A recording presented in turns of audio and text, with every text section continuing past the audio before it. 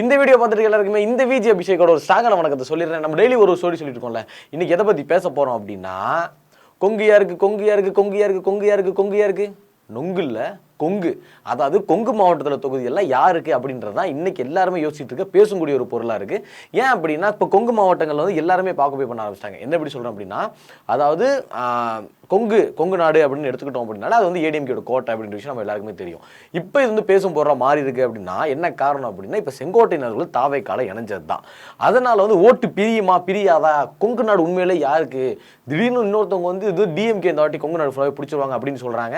என்னென்னமோ ஏகப்பட்ட கதைகள் எல்லாமே வந்துட்டு இருக்கு. உண்மையாவே அந்த கொங்கு நாடு யாருக்கு தான் கிடைக்க போகுது, அந்த தொகுதி யார் தான் வின் பண்ண போறா அப்படின்றது தான் இந்த வீடியோவில் நான் டீட்டெயிலாக சொல்ல போகிறேன். ஸோ அங்கே யார் ஜெயிக்க போகிறான்றதை நீங்கள் தெரிஞ்சுக்கணும் அப்படின்னா இந்த வீடியோ ஃபுல்லாக பாருங்கள். நான் உங்கள் விஜய் அபிஷேக், இது நம்ம ஜெம் டிவி.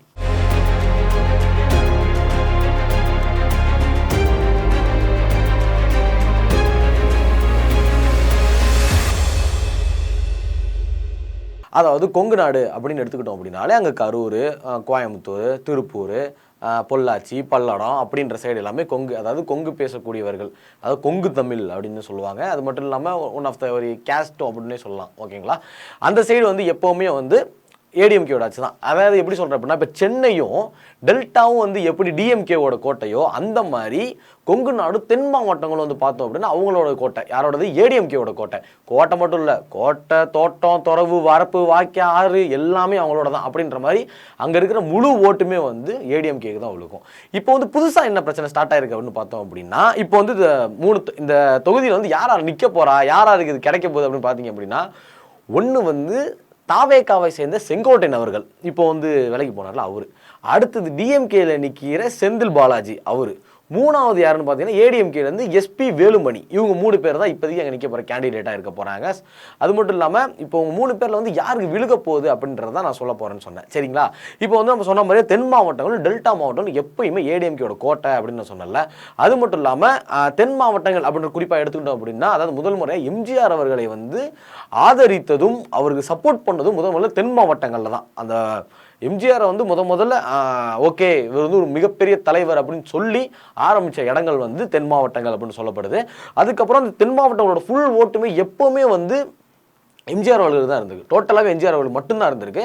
அதுக்கப்புறம் அவருக்கோட மறைவுக்கு அப்புறம் செல்வி ஜெயலலிதா அவர்களுக்கும் வந்து அந்த ஓட்டு அப்படியே ஃபார்வர்டு, அதாவது அவங்க விட்டு போன வழியை வந்து ஜெயலலிதா அவர்கள் தொடர்ந்த மாதிரி அவர் போனப்பையும் அவங்களோட சப்போர்ட் எல்லாமே வந்து ஜெயலலிதா அம்மாவுக்கு வந்துருச்சு. ஜெயலலிதா அம்மா இருக்கிற வரைக்குமே அந்த ஓட்டு ஃபுல்லாகவே, அதாவது தென் மாவட்டங்களில் இருக்கிற சப்போர்ட் ஃபுல்லாகவே இவங்க மேலே மட்டும்தான் இருந்தது. அவங்க இறந்து போனதுக்கப்புறம் குறைஞ்சிருச்சு அப்படின்னே சொல்லலாம். என்ன ரீசன் அப்படின்னு பார்த்தீங்க அப்படின்னா, அந்த கட்சிக்குள்ளே நடந்த உள்கட்சி பூசல்.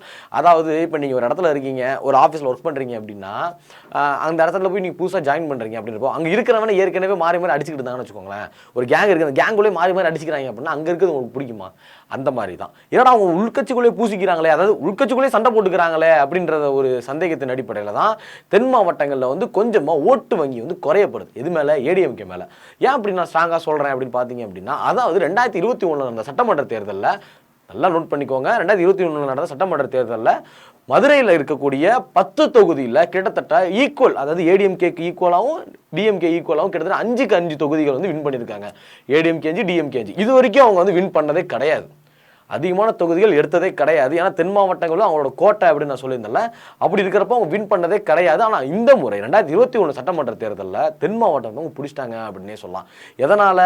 இந்த கட்சியில் நடந்த உள்பூச்சி பூசல்னால. இதனால தான் அவங்களுக்கு அந்த கட்சியே மாறி போயிருச்சு அப்படின்னே சொல்லலாம். அடுத்தது கொங்கு நாட்டில் சொல்லக்கூடிய கோயம்புத்தூர் வந்து பார்த்தீங்கன்னா அங்கேயுமே 10 தொகுதி இருக்குது. அந்த 10 தொகுதியிலையுமே டிஎம்கேல ஒன்றுமே பண்ணவே முடியல. 10 தொகுதியிலையுமே அவங்க தோத்துட்டாங்க. 10 தொகுதியும் வந்து வின் பண்ணது யாருன்னு வந்து பார்த்தீங்க அப்படின்னா ஏடிஎம்கே, அதாவது எஸ்பி வேலுமணி அவருக்கு காரணம் சொல்லலை, அந்த ஏடிஎம்கே தான் அவங்க வின் பண்ணியிருக்காங்க. அதுக்கப்புறம் பார்த்து ஈரோடு எடுத்துக்கிட்டீங்க அப்படின்னா கிட்டத்தட்ட அங்கே வந்து 8 தொகுதியில் வந்து 3 தொகுதி வந்து டிஎம்கே ஜெயிச்சிருக்காங்க, 5 தொகுதி ஏடிஎம்கே ஜெயிச்சிருக்காங்க. கொஞ்சமாக பிடிக்கிறாங்க கொங்க. அது மட்டும் இல்லாமல் 2021 அவங்க ஜெயிச்சதுக்கு அப்புறம் அவரோட மெயின் டார்கெட்டை என்ன அப்படின்னா, எப்படியாவது கொங்க பிடிக்கணும், கொங்கு நாட்டை எப்படியாவது பிடிக்கணும். ஓகேவா, நான் டக்குன்னு பேசுகிறப்போ அவங்களுக்கு ஒன்று நொங்கு இல்லைனா கொக்குன்னு விழுந்துருப்போம். அதனால தான் 2 தடவை சேர்த்து சொல்கிறேன். சரியா, அந்த கொங்கு நாட்டை எப்படியாவது பிடிக்கணும், அதாவது கோயம்புத்தூர், ஈரோடு, திருப்பூர், பல்லடம், பொள்ளாச்சி அப்படின்னு சொல்லிட்டுருக்கலாம், அந்த ஏரியாவை எப்படியாவது பிடிச்சாகணும், ஏடிஎம்கே கொடியே அங்கே நம்ம நடுறோம் அப்படின்னு சொல்லி அவங்க வந்து அங்கே ஒரு பெரிய சபதம் எடுத்திருக்காங்க. அதுக்கு நிலையாக தான் வந்து டிஎம்கேவோட அதாவது தளபதி அப்படின்னு சொல்லி இப்போ என்ன போர் போனால் தளபதி அப்படின்னு சொல்லுவாங்களே அந்த மாதிரி தளபதினோன்னா நீ அந்த இளைய தளபதி போயிடாங்க அவர் தளபதி, இன்னொருத்தர் ஸ்டாலின் அவரும் தளபதி தான். தளபதி அந்த தளபதி கிடையாது, இது வேற தளபதி. ஓகேவா, புரியுது இல்லை? புரியட்டும்.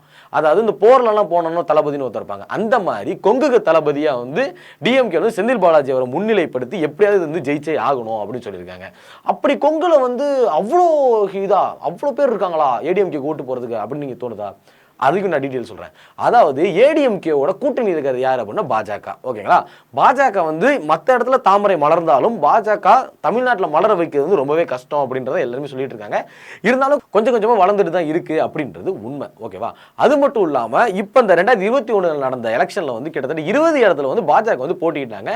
அதில் 4 இடத்துல ஜெயிச்சிருக்காங்க. ஓகேவா, 20 இடத்துல போட்டிட்டு 4 இடத்துல ஜெயிச்சிருக்காங்க. இது வந்து ஒரு ஒன் ஆஃப் வெற்றி தான் வச்சுக்கோங்களேன். ஏன்னா பாஜக வந்து எல்லாருமே எதிர்க்கிற நாடு தான் தமிழ்நாடு. ஓகேவா, அந்த இடத்துல வந்து 4 தொகுதியில் ஜெயிச்சிருக்காங்க. 4 தொகுதியில் ஜெயிச்சதுக்கான மெயின் ரீசனே என்னன்னு பார்த்தீங்க அப்படின்னா ஏடிஎம்கே ஜெயிச்சது எங்கே அப்படின்னா அதே வந்து கொங்கு மாவட்டத்தில், அதாவது அந்த கொங்கு நாடு அப்படின்னு சொல்லுவோம்ல, இப்போ கொங்கு தொகுதியும் பேசியிருக்கோம்ல, அங்கே தான் வந்து 2 தொகுதியில் ஜெயிச்சிருக்காங்க. எங்கே அப்படின்னு பார்த்தீங்க அப்படின்னா ஒன்று ஈரோடு சைடில், இன்னொன்று கோயம்புத்தூர். 2 இடத்துலையுமே ஜெயிச்சிருக்காங்க.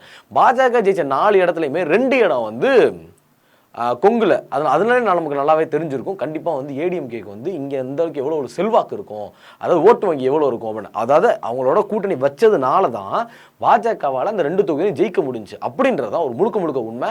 அதனாலேயே வந்து கொங்கு நாட்டில் வந்து நம்ம எப்படியாவது ஜெயிச்சிருவோம் அப்படின்ற ஒரு எப்படி சொல்கிறது, ஒரு கௌரவம்னு சொல்லலாம், ஒரு கெத்து அப்படின்னு சொல்லலாம். நம்ம எப்படி அங்கே ஜெயிச்சிரும், கொங்குல நம்ம தான் அப்படின்ற மாதிரி ஒரு மைண்ட் செட் வந்து ஏடிஎம்கே கண்டிப்பாக இருக்கும். இதை எப்படியாவது உடச்சே ஆகணும் அப்படின்றது தான் டிஎம்கேயோட ஒரு மெயினான ரீசன் சொல்லலாம். அதாவது எதுக்கு அப்படின்னா எப்படியாவது இதான் டார்கெட்டு, எப்படியாவது வந்து கொங்கை பிடிச்சிடணும். தென் மாவட்டத்தை கொஞ்சம் பிடிச்சாச்சு, இந்த வாட்டி கொங்கு மாவட்டம் வந்து கண்டிப்பாக பிடிச்சே ஆகணும் அப்படின்றதுனால செந்தில் பாலாஜியை முன்னிலைப்படுத்தி இப்போ எல்லா வேலையும் அப்படியே போயிட்டு இருக்கு. கிட்டத்தட்டமா இந்த வேலை வந்து பார்த்தீங்க அப்படின்னா எலெக்ஷன் முடிஞ்சு 2021 அதுக்கு அடுத்த வருஷத்துலேயே ஸ்டார்ட் பண்ணுறாங்க. கிட்டத்தட்ட 4 வருஷமா அந்த பேச்சுவார்த்தை போயிட்டு இருக்கு. எப்படியாவது நம்ம அடுத்த எலெக்ஷனில் வந்து கொங்கை பிடிச்சிடணும். அதாவது இந்த கொங்குன்றது வந்து எப்பவுமே ஏடிஎம்கேக்கு தான் அப்படின்ற ஒரு நிலைப்பாடு இருந்துச்சு. ஆனால் இப்போ மானதுக்கு ரீசன் என்ன அப்படின்னு பார்த்தீங்க அப்படின்னா செங்கோட்டையன் கட்சியை விட்டு விலகுனது தான். அப்போ ஓட்டு போயிருமா அப்படின்னா இது சம்திங் ஒரு டேர்னிங் பாயிண்ட் தான் சொல்லலாம். அதாவது கொஞ்சம் கஷ்டமாக நம்ம வளையணும், ஈஸியாக ரூட் இருக்காது, கொஞ்சம் நல்லா வளைச்சு திரும்பணும் அப்படின்ற மாதிரி கொஞ்சம் வளைச்சு தான் திரும்ப வேண்டியதாக இருக்கும் அப்படின்னு சொல்லலாம். ஏன் அப்படின்னா செங்கோட்டையன் அவர்களுக்கு வந்து அங்கே ஓட்டு வங்கி இருக்கா அப்படின்னு கேட்டால் கொஸ்டின் மார்க் தான். அங்கே விழுந்தது எல்லாமே கட்சிக்கான ஓட்டை தவிர அவருக்கான ஓட்டு கிடையாது. ஓகேங்களா, ஏன் இப்படி சொல்கிறேன் அப்படின்னா ஒருவேளை அவருக்கான ஒரு ஓட்டுகளாக இருந்திருந்தால் அவர் கட்சியை ராஜினாமா பண்ணுறப்போ, பதவியை ராஜினாமா பண்ணுறப்போ மக்கள்கிட்ட கேட்டுக்கலாமே, மக்கள் ஏதாவது பேசியிருப்பாங்களே, ஏதாச்சும் ஒரு மக்கள் ஏதாவது நியூஸில் பார்த்தீங்களா? நீங்கள் பார்த்துருக்க மாட்டீங்க. ஏன் அப்படின்னா அங்கே வந்து அவருக்கான சரியான ஒரு ஓட்டு வங்கி கிடையாது, அது வந்து கட்சிக்கான ஓட்டு, அதாவது ஏடிஎம்கேக்கான அடிப்படை ஓட்டு. அது எல்லாமே அதை வந்து நம்ம நிரூபிக்கிறது மூலமாக எடப்பாடி ஐயா வந்து ஒரு மீட்டிங்கை போட்டு அதை வந்து நிரூபிச்சிட்டாரு. அதுக்கப்புறம் பார்த்தீங்க அப்படின்னா இப்போ வந்து செந்தில் பாலாஜி அவர்களுக்கு வந்து ஒரு ஓட்டு வங்கி கரூர் சைடு எல்லாமே இருக்குது அப்படின்ற விஷயம் நமக்கு தெரியும். அது வந்து பாசத்தினால இருக்கா, நேசத்தினால இருக்கா, இல்லை வந்து பயத்தினால இருக்கா அப்படின்றதும் நமக்கு சரியாகவே புரியலை. அது மட்டும் இல்லாமல் நான் ஏன் ஏடிஎம்கே வந்து கொங்குல ரொம்ப ஸ்ட்ராங்காக இருப்பாங்க அப்படின்னு சொன்னோம் அப்படின்னா இப்போ செங்கோட்டையன் அவர்கள் எடுத்துக்கிட்டோம் அப்படின்னா அவர் கட்சி விட்டு விலகிட்டார். ஓகே, ஆனால் அந்த கொங்கு நாட்டை பொறுத்த வரைக்கும் அவரை தவிர்த்து தாவேக்கால ஒரு ஆள் கூட கிடையாது. அந்த கொங்கு டிஸ்ட்ரிக்டை பொறுத்தவரை யாருமே கிடையாது. செங்கோட்டையன் அவர் ஒருத்தருக்கு மட்டும் எல்லா ஓட்டையும் எப்படி வாங்குவாங்க அப்படின்றது நமக்கு தெரியல. இதுவே வந்து ஏடிஎம்கே எடுத்துக்கிட்டோம்னு வச்சுக்கோங்களேன், இப்போ கரூரை சேர்ந்த விஜயபாஸ்கர் இருக்காரு, அவர் எடப்பாடியோட முகத்தை காட்டினாலே போதும், எங்கள் தலைவன் எங்கள் பிராண்டரா அப்படின்ற மாதிரி எடப்பாடியோட முகத்தை காட்டினாலே போதும். அதுக்கப்புறம் பார்த்தீங்க அப்படின்னா இவர் எஸ்பி வேலுமணி இருக்காரு. ஸோ அதனால இப்படி ஒரு 3 மெயின் புள்ளிகள், அதாவது மெயின் பண்ணையாருன்ற மாதிரி ஊரில் பண்ணையார் இருப்பாங்க, அந்த மாதிரி மெயின் ஆளுங்கன்ற மாதிரி இவங்க 3 பேருமே இருக்கிறதுனால கண்டிப்பாக வந்து ஓட்டு அதிகமாக வரத்துக்கு யாருக்கு வாய்ப்பு இருக்குன்னா ஏடிஎம்கேக்கு இருக்கு. இதுதான், அதாவது என்னதான் 3 டைப்பாக பிரிஞ்சாலும் செந்தில் பாலாஜிக்கு ஒரு செட் ஆஃப் ஓட்டு வரும், இவருக்கு செங்கோட்டையனுக்கு ஒரு செட் ஆஃப் ஓட்டு வரும். ஆனால் அது ஒரு தனிப்பட்ட ஓட்டாக இருக்குமே தவிர கட்சியோட ஓட்டு எதுவுமே வராது. அவருக்கு வந்து ஒரு கொஸ்டின் மார்க் தான் நான் சொல்லுவேன். அதுக்கப்புறம் பார்த்து இந்த சைடு வந்து பார்த்தீங்க அப்படின்னா எடப்பாடியோட ஓட்டு, கட்சிக்கான ஓட்டு, அதுக்கப்புறம் விஜயபாஸ்கர் அவருடைய ஓட்டு, அப்புறம் எஸ்பி வேலுமணி அவரோட ஓட்டு, இது எல்லாமே சேர்ந்து கண்டிப்பாக வந்து கொங்கு டிஸ்ட்ரிக்டில் வந்து ஏடிஎம்கேக்கு அடிச்சுக்கிறதுக்கு ஆளே கிடையாது அப்படின்றதான் ஒரு உண்மையான நிலைப்பாடு. கண்டிப்பாக கொங்கு டிஸ்ட்ரிக்ட் வந்து இதே மாதிரி கரெக்டாக போயிட்டு இருந்துச்சு அப்படின்னா கண்டிப்பாக ஜெயிக்கிறது வாய்ப்பு இருக்குது. தென் மாவட்டம் மாதிரி கொங்கை விட மாட்டாங்க அப்படின்றதான் இந்த இடத்துல நம்ம உறுதியாக சொல்ல வேண்டிய விஷயம். ஏன் அப்படின்னா இப்போ அந்த உள்கட்சி பூசல்ன்றதுனாலேயே கொஞ்சம் கட்சியை வந்து அப்படி இப்படின்னு உடையாமல் பார்த்துக்கிற ஒரே ஆள் எடப்பாடி. ஏன்னா அம்மா இறந்தப்பவே கட்சி அப்படி இப்படின்னு சொல்லிட்டு பிரித்து அப்படி 4 பக்கம் தூக்கி போட்டாங்க. அதை வந்து இவர் வந்து நடுவில் இருக்கிற பாகத்தை வந்து உடையாமல் பார்த்துக்கிட்டது வந்து எடப்பாடி ஐயா தான்ன்ற விஷயம் நம்ம எல்லாருமே தெரியும். ஏன்னா எல்லாருமே பெரிய பெரிய பெரிய இவர் ஒருத்தர் மட்டும் தான் அந்த கட்சிக்காக இது வரைக்குமே உழைச்சிட்டே இருக்காங்க. அது மட்டும் இல்லாமல் இப்போ அந்த உள்கட்சி பூசல் நடந்ததுக்கு அப்புறம் கொஞ்சம் கேர்ஃபுல்லாக ஹேண்டில் பண்ணிருக்காங்கன்ற விஷயம் நம்ம எல்லாருக்குமே தெரிய வந்துச்சு. அதனால் இதே மாதிரி மெயின்டைன் பண்ணிட்டு போயிட்டு இருந்தாங்க அப்படின்னா கண்டிப்பாக தென் மாவட்டத்தில் விட்ட மாதிரி இப்போ மறுபடியும் இவங்க வந்து கொங்கை விடமாட்டாங்க அப்படின்றதான் இந்த வீடியோவில் நான் சொல்லணும்னு நினச்சது. ஓகே, நீங்கள் என்ன நினைக்கிறீங்க? கொங்கு டிஸ்ட்ரிக்டில் வந்து யார் ஜெயிப்பா? ஏடிஎம்கேவா, டிஎம்கேவா, இல்லை டிவிகேவா அப்படின்றத நீங்கள் மறக்காம கமெண்ட் செக்ஷனில் கமெண்ட் பண்ணிட்டு போங்க. இந்த மாதிரியான இன்ஃபர்மேஷன்லாம் நீங்கள் தெரிஞ்சுக்கணும் அப்படின்னா மறக்காம ஜெம் டிவி சப்ஸ்கிரைப் பண்ணுங்கள்.